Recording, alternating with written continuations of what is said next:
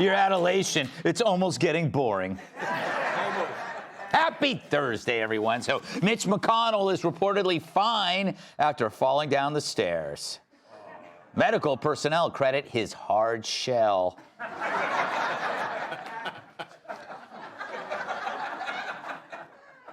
CBS has released their full unedited 60-minute interview with Kamala Harris. Apparently, they left out a part where Kamala said she was allergic to mold, which could explain why you rarely saw her standing next to Joe Biden. Now, we're not sure how much they doctored the chat, but they left out the clip of her arriving to the interview by boat.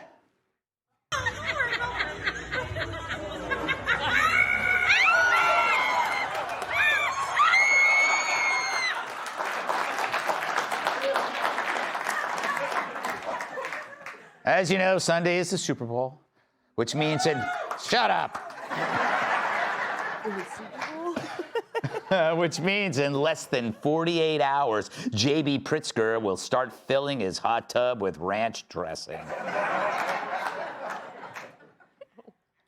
For the big game, the NFL will remove the words "end racism" from the end zone to be replaced by something more appropriate.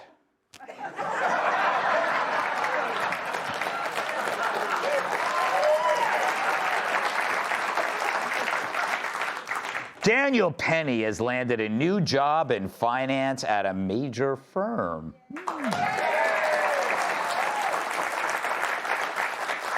They already have a sign up that says, "If choking, do not let Daniel apply the Heimlich."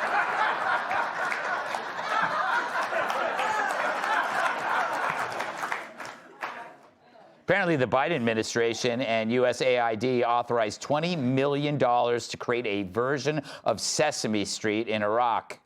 In this version, when the Cookie Monster steals cookies, they cut off his hands. He's still happy, though. 10 Tren de Aragua gangbangers were among the first criminals loaded onto a plane and shipped to Gitmo. When they arrived, the concierge said their room wouldn't be ready till 1, but they could enjoy a complimentary waterboarding on the house.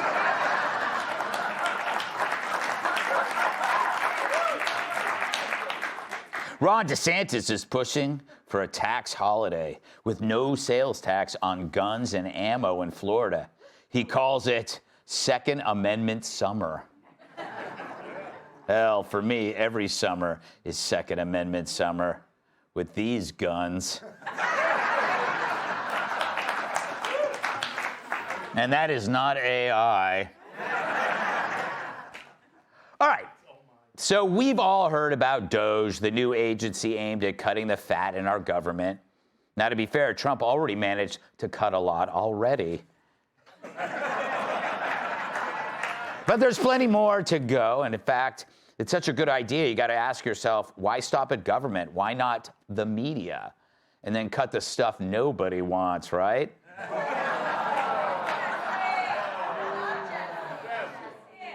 I love how they're only upset about Jesse. I knew that was going to happen. So funny. But when you think about it, there is so much waste. And a true audit on the media industrial complex might finally expose the incestuous relationship between that and the Dems they serve. Well, it appears to be happening, and once again, it's thanks to the orange wrecking ball. Exhibit A, Donald Trump's case against the committee that chooses the Pulitzer Prizes. Turns out that after the Pulitzer Committee gave their 2018 award for national reporting to the Washington Post and the New York Times for reporting the Russiagate hoax as real, you know, when they should have won in the category of fiction, Trump sued not the paper, but the Pulitzer, or Pulitzer. Who gives a Now, Trump wasn't looking for money. What he really wanted was to show that the award committee and their media were in bed together like Anna Navarro in a tub of whipped Velveeta. For example, Washington Post columnist Eugene Robinson chaired the same committee that gave his own paper the Pulitzer for bogus reporting. I've seen less favoritism when Jesse writes books about himself. But it wasn't just Robinson. According to the Washington Free Beacon, journalists and execs from the New York Times, NPR, Bloomberg, USA Today also served on the board. It was one big circle jerk, which is coincidentally my nickname for Jay Pritzker. So yesterday, Trump won a major victory. A judge found enough for the case to go forward, which means the discovery phase is coming, meaning all the emails about the Russiagate stories could get exposed, thus showing and proving yet again it was a bigger sham than Elizabeth Warren's collection of tomahawks.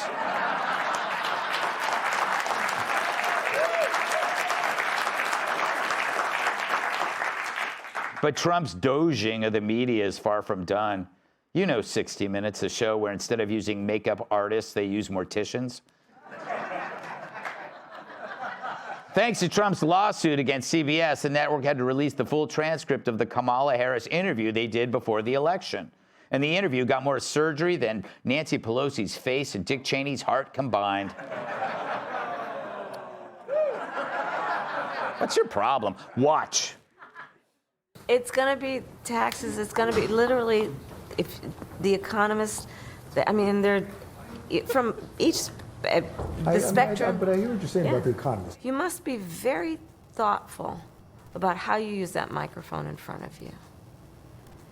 And, you know, when I was Attorney General, the words I spoke could move markets. You know what Picture Day is for our children? They get excited the night before. You put out the clothes they're going to wear. They go to school making sure their faces are clean and their hair is done. And they go to school for Picture Day. And you know what happened to these children? They had to evacuate that day because of the fear of the threats that were being issued in Springfield because of the words of Donald Trump.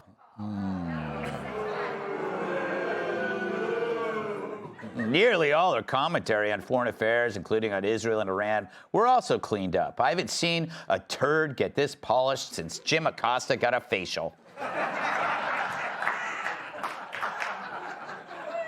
Did it work? Well, Kamala isn't president. But you can't say they didn't try. Meanwhile, Trump just settled with ABC News for $15 million. Meta just settled with him for $25 million. CBS parent company Paramount is reportedly considering a similar payout. Pretty soon, Trump will be able to afford Bret Baier's house. Trump also sued the Des Moines Register and veteran pollster Ann Seltzer for claiming Kamala was leading him in the Iowa polls. Makes sense. We all knew that poll was nuttier than a pic from Mr. Peanut.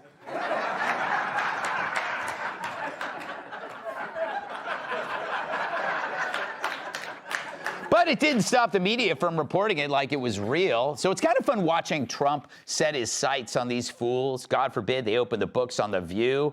You'll probably find secret payments to ham hocks by mail. Meanwhile, the old guard is fleeing. Andrea Mitchell says she's bailing on MSNBC for better opportunities. And why not? I'm sure there's a science museum somewhere that needs a medical skeleton.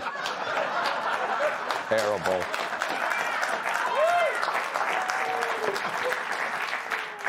Acosta just left CNN, a shock to CNN, who had no idea he still worked there. Chuck Todd is gone, seeking better opportunities as the before picture for the Hair Club for Men. So as Fox's numbers are never better, the competition dropped like turds out of a donkey's ass. And why? Well, the coup failed. One thing we learned from Doge is that our government loves to create artificial instability in other countries. Under the guise of aid, they enlist activists, the media, and aim to silence dissent through censorship outfits. It's pretty clear now that they weren't just doing this in places like the Ukraine. They were doing it here, too. Government and media gymmed up 4 years of conflict, all to install a puppet. But it didn't work. Trump won. And now the people behind it, they aren't working either. Couldn't happen to a nicer bunch. Let's welcome tonight's guest.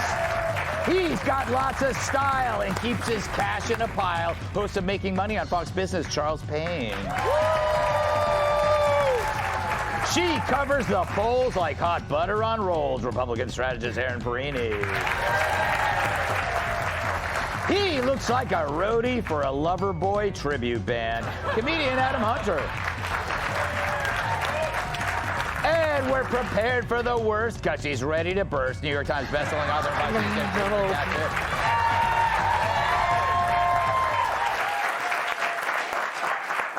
Charles, wow, with that's the Kamala interview. Could you imagine if she had won? Jesus. Man, we dodged the bullet. Yes. I mean, really. Trump dodged the bullet, but we really dodged America the bullet. dodged the bullet. Yeah, I mean, are you kidding me? Everything would be upside down. But, you know, it's so funny how life is. The last song I was listening to music right before coming into the studio, the last song I heard was Wrapped Around Your Finger. Mm-hmm. And the line, right? I will turn your face to alabaster. Mm-hmm. When you find your servant is your master. Wow. Trump should call the media every day and sing that to him. He should call CNN, MSNBC, CBS, because he won. He won, and guess what? The American public won. You know what? I feel like I just won. You were the Barry White of Fox News. Remember Barry White? Oh, of course. Yeah. Oh, jeez, man. I got lucky a few times at Barry White. Not with him, but his music. Yeah.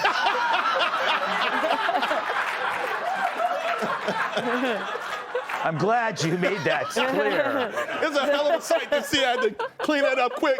I know some people go to dinner after this, so. Aaron, so what did you think of what's happening with the media now in Trump? It's kind of interesting because they always talk about they want transparency in media, and now he's delivering. Yeah, I actually think that this is a great strategy for anybody who does an interview or works in politics, any politician. Record every interview you do.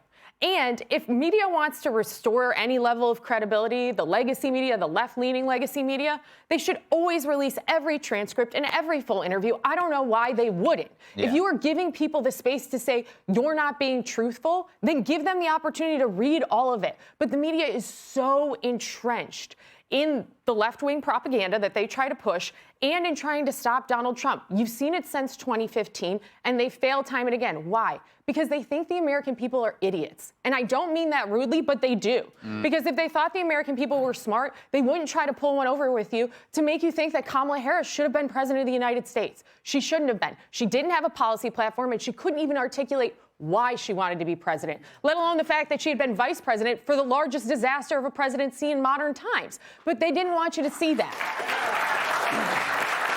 So true. Adam, I have a challenge for you. Yes. How can you turn Trump's recent success into a plethora of gross, dirty, and disturbing jokes? Funny you should ask, Greg. But look, because of Trump, the media is being exposed more than Kanye's wife. But There's one. it's like, There's one. I mean, they bury the Russia hoax story, right? But then they put out this story, which is like, again, okay, they bury the Hunter Biden story, but then they put out this story. Meanwhile, like Hunter saw more crack than Joy Behar's toilet seat. Keep going. They give an NRA, I mean, they basically, the Pulitzer Prize to a fake news story. Yeah. That's like the NRA giving a hunting award to Alec Baldwin, you know? It makes sense. Or like Diddy winning the Teen Choice Awards, you know? He had his choice of teens. Good point, good point. But I just like, who gave him the award? Like George Santos? That was great.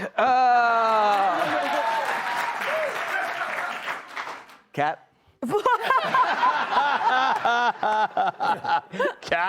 Cat, what say you? Yes. Isn't it funny, though, that we always knew the Pulitzer Prizes were bull? Oh, yeah, of course, because we've never gotten one. Yes. For the hard-hitting journalism that is this show. That expose we did on the Canadian shop teacher with the fake breasts, nobody was following that story except for us.